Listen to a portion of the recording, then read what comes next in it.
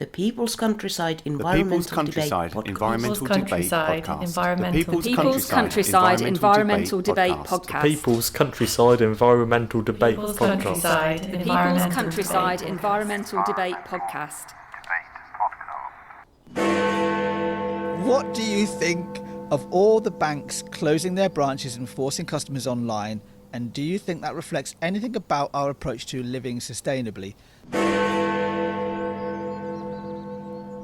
Do you think merging para events with mainstream ones like Glasgow 2026 Commonwealth Games is a good idea? Our first full episode of 2025. This is the People's Countryside Environmental Debate Podcast. Thanks for stopping by and spending and wasting your time with us, maybe. I don't know. And the charade. Yeah. Yes. We're here to help you stretch your thinking and explore opinions and realise that opinions aren't facts. They're just passing momentary electrical impulses in your brain. Just think on that for a while. The topic of this discussion today is set by two listeners, because we have two listener questions in each episode, and we don't see the questions before we press play, but we always try and bring them back to the environment in some way. I'm Stuart the Wild Man Mabbott. Who's he? He's William Manclow. Thanks very much for being with us, and welcome to 2025. And don't bother with those New Year's resolutions. You've already failed anyway, so just have a good life and try to leave a balanced life this year. That would be my advice. And we try and break the silence that actually, in and of themselves, perpetuate the systems underpinning the sustainable growth we seem to be obsessed with. Growth. I remember politicians saying that. Anyway, we try and normalise.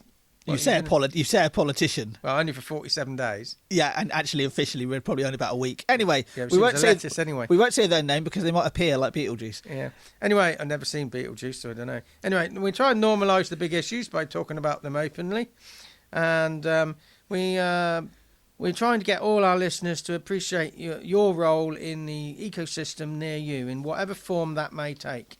We're not experts. We're just two guys willing to explore some uncomfortable truths that are presented to us. So, who's the first question from?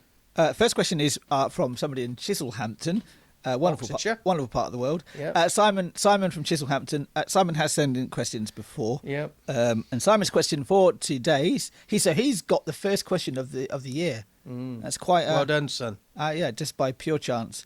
Sorry, Simon. Took the wind out Simon says, what do you think of all the banks closing their branches and forcing customers online, and do you think that reflects anything about our approach to living sustainably? Yeah, I have an issue with banks closing their branches. I have an account with a bank which has basically closed all of their branches, and I have to do everything online. And if I want to pay cash in, I have to go to the post office. And it is a tricky thing. There is a problem with. We'll talk about that. I think we can start with talking about the problems with closing branches. There are certain things that are much better when you can do it face to face than on the phone or online. Online is very dehumanizing. It is very, very, very convenient and very much simpler. I mean, I do a lot of online banking myself, so that is good. But there's always opportunities. There's always times when you do need to speak to somebody face to face. What do you think? Well, I went into the local branch the other day, and you can tell by the conversation where the customers are being primed for the closure at some point in the future, because the bank manager was there saying, you can do all this lead in bed on your phone. Why would you want to even get up and come out and do this with us? And the guy said, well, because I want to, support you. And it was almost like, well, we don't want supporting, we want closing. I mean, for me, a lot of my payments, they come by bank transfer coming into the business. Yeah. But I get a lot of checks, and I don't go to the cashier, I do the pay an in machine. Well, if we're doing away with all these machines, how they say, oh, well, you can take a photograph of it on your phone and it can go into your account that way. I don't have a phone like that. It does apps, so I can't do that. Well, you got to come up into the modern era. Well, my answer to that is, fuck you, I'm not going to. I don't mean to be offensive. And we've started the new year with an explicit episode. Yeah. Well, let's start as we mean to go on. But I think also the idea of checks is that they are dying out. Yeah. That method. I think that comes from the client base, doesn't it? Yeah. Now, also, the gap is going to be taken, I think, my prediction, by the post office. A lot of people used to have a post office account. I think you just said you got one. No, I with my bank account, if I want to pay cash in, I have to go to the post office. Right. Well, with I think the post office, a lot of people are going to say we still want to have accounts and we want to go face to face. So a lot of people are going to open up the post office account, but also other people are going to go to the post office to do what you do, to be able to do transactions with other banks. And so I think the post office are going to gain from this. That they already are, aren't they? To be honest with you. Yeah. I mean, the post office don't take every single bank card in. I have 2 different bank accounts in 2 different banks, and I had cash to pay into either, and I couldn't pay cash into one, but I could pay into the other. So it all depends on that. They're going to have agreements and that type of thing. I don't even have a contactless debit card. No, I know you've returned them when you've got one. Yeah, right? I send them back. Send me one without contactless. But I think the key point of this question is then goes on to say to Simon's question is, and do you think that reflects anything about our approach to living sustainably? I mean, you could argue that actually corner cutting. You could argue exactly. You could argue that it's it's very obviously cost saving because you're not having to do the rent, pay the rents and the fees for the properties. That rhymes.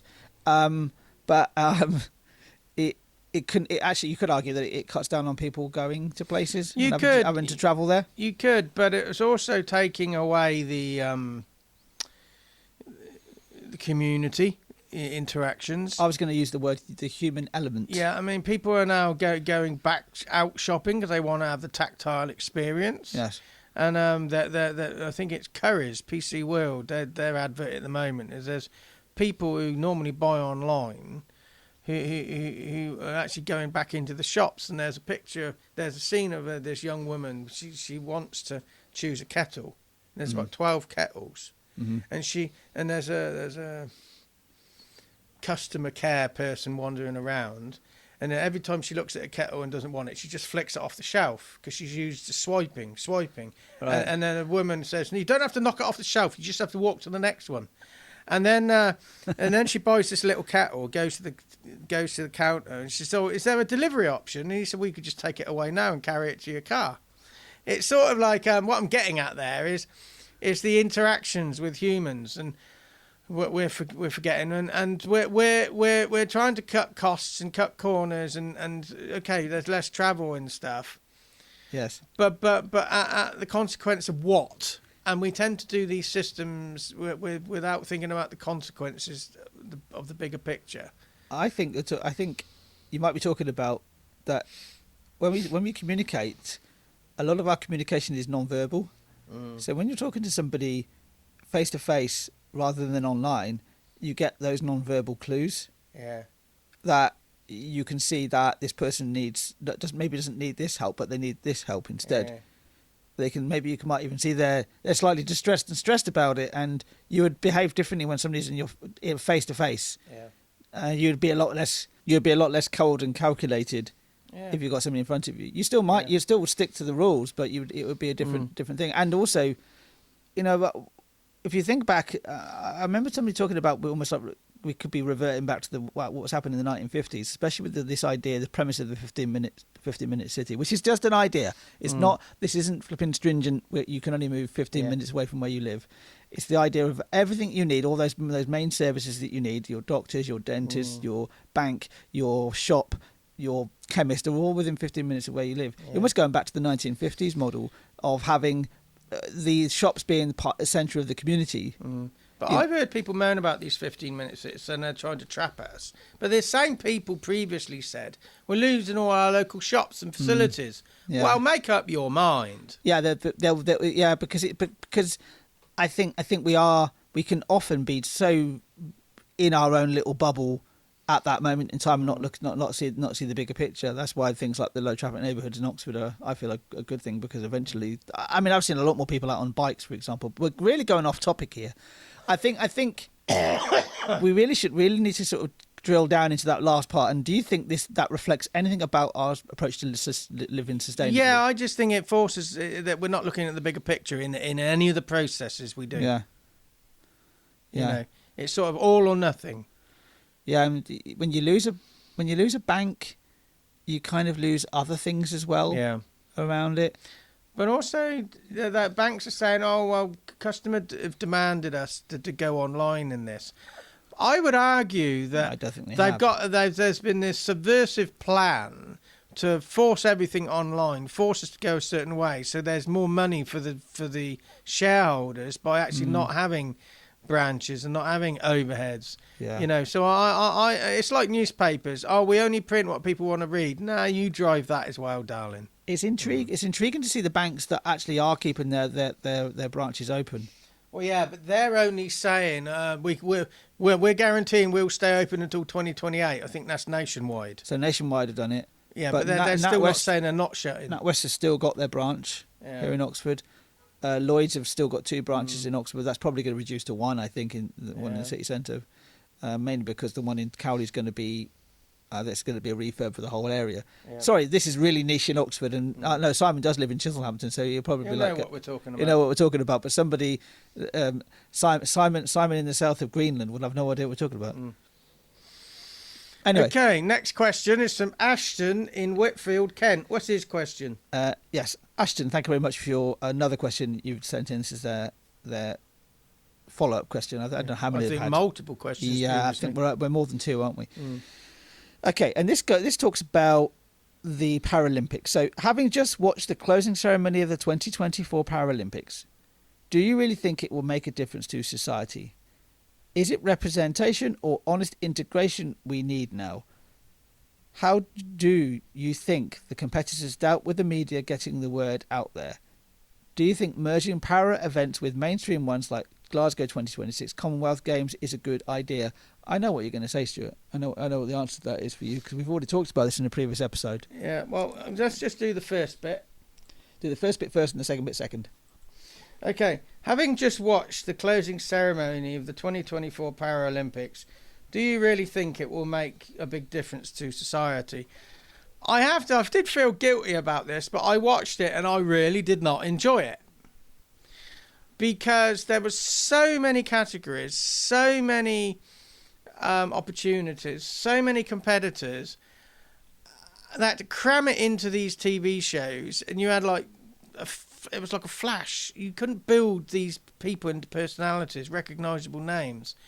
And it was sort of, you just got into a sport and then, didn't see it was just like one round. It was the final. There was no rounds to build up anticipation. And I thought, okay, this is great, but I'm not really buying into this. But also, what was the question again? Do we really think it made a difference to society? So the Paralympics in 2024 especially. Way before the Paralympics, it's just happened. A Paralympian came on and saying that they'd had an interesting conversation in a cafe with a member of the public. The member of the public was saying, Paralympics is great because you're showing the disabled are able to do things. But or the member of the public said because they were in a wheelchair. I think they had spina bifida or something. And they were saying they were quite frustrated, but because people were seeing the Paralympians doing all this stuff, they expected everybody in a wheelchair to be able to do it. And it was sort of like the Paralympians said, what we have to remember, we are elite athletes. We might be disabled, but we're elite athletes. So there's also an assumption with some people that, that person in a wheelchair can go 26 miles or whatever. Well, why can't you go down to the local shop? There are people out there who think that. Yes. I think, does it make a difference? It will make some difference, but not the difference we think it will make, because there's still separation, which comes on to the next part of the question. I was just thinking how many people actually go from watching the Olympics to watching the Paralympics. Yeah. The one thing I did pick up from it, there is an organisation called Everybody Moves. Everybody, not everybody, everybody. Yes. And that they were promoting that, and I sort of engaged with it, and it's like a website that tells you all the different disabled sports you can do in your area. So that made a difference in a way. But the next part of the question is representation or honest integration what we need now. Now I'm all for representation, but we stop at representation. We need to see these people represented. then we can see ourselves there, and then we get involved. But the problem is, I've said this before with homophobia, and you get gay people in key roles, but if you stop at representation, it's not going to get rid of homophobia. You need to keep going. So I think integration, representation, yes, in this or integration. You need representation, but I think integration is key. This might be more expensive. You might have to make the games smaller to make them more manageable, but I want to see the Paralympics merge with the Olympics. Not saying you get somebody in a wheelchair running the 100 metres with Carl Lewis or something. Well, I don't know. The wheelchair might be able to keep up with Carl Lewis these days. But you have them in the same stadium. But you have them in the same stadium, so Yeah. it's inclusive then, isn't it? Yeah, So ultimately, exactly. inclusivity. Yeah, I mean, okay, you might have to make it smaller because the where people live, the village, the Olympic village. Yes, But I think to make Olympics stageable, it needs to be made cheaper. which will make it more sustainable. Yeah. How do you think competitors dealt with the media getting the word out there? We said this after the last episode, which was about, well, not last episode, but a few episodes ago when we were talking about the main Olympics. Yeah. I said afterwards that I didn't, something I didn't say, and I think the Paralympians showed this as well, that it really was obvious this time that the athletes had been really primed and scripted of what they said to the media, because they were all saying the same thing. And what really got on my tits with the mainstream Olympics and the Paralympics, they were all going around doing this heart symbol. Yeah. Just, It's a bit, it's the a bit same much, old, isn't it's the it? same old conveyor belt crap. It's treacle, isn't it? Yeah, just come on, tell me what you really think. Tell me how hard that was to train for that and to do it. Don't tell me, I feel like I'm leaving a legacy for all the other disabled people coming behind me. No, you don't. You're doing it because you want to win. You're doing it because it's for you. Yeah. I think about my sister at this point in time, in that she does a lot of long distance challenges, marathons and runs and walks and that type of thing. But she ultimately does it for herself. Yeah. She doesn't do it if she inspires somebody else to do it, then she's happy about that. But it's entirely for her. But to give it some balance, I would say, yeah, there were a lot of Paralympians that did tell their personal stories, that did do a lot to move the narrative forward. So, there was some good mixed in with this mediocre thing. I mean, I think you've got to see it to be it. So I think that's one role that Paralympics can have. Somebody can see that someone who is whatever disability they have might think they might not be able to do a certain particular sport at any level, but then see somebody who's got as almost identical disability to them, not just doing it but also excelling at it. As you say, these are the top athletes. Yeah. These aren't just random people from the street they're picking up. They're They people aren't just ordinary cripples. they're the same as the Olympiads. Their training regime is going to be as grueling. Their sacrifices that they make in their life are going to be as grueling, and in fact you could almost argue even harder, more because of maybe the challenges their disabilities throw at them that an able-bodied person doesn't have. I use the word cripple with tongue in cheek because I use a wheelchair. I can, I use that as a humorous term, not a title, because I remember. I think I've said this before as well. I remember being introduced to this guy who had polio in the 60s. He was getting older, and I was introduced to him about 20 years ago, maybe slightly less. Went into his garden, and I sat down at his patio table, and Sue, my wife, and his wife went in and made the coffee. And he said, and I was on crutches, and he said to me, "Have you always been a cripple, or have you had an accident?" And he sat there sort of disabled himself, and I said, "You're not allowed to say that," So I'm saying ordinary cripples. So it's tongue in cheek, So if I've offended somebody, tough shit. Anyway, it says at the end, do you think merging para events with mainstream ones like Glasgow 2026 Commonwealth Games is a good idea. Yeah, that's what I've said. Yeah, I agree. The 2026 Commonwealth Games, it was going to be an Australian thing, but they couldn't afford to run it. So Glasgow have taken it on at short notice. They had it recently, didn't they, Glasgow? They had it in 2014.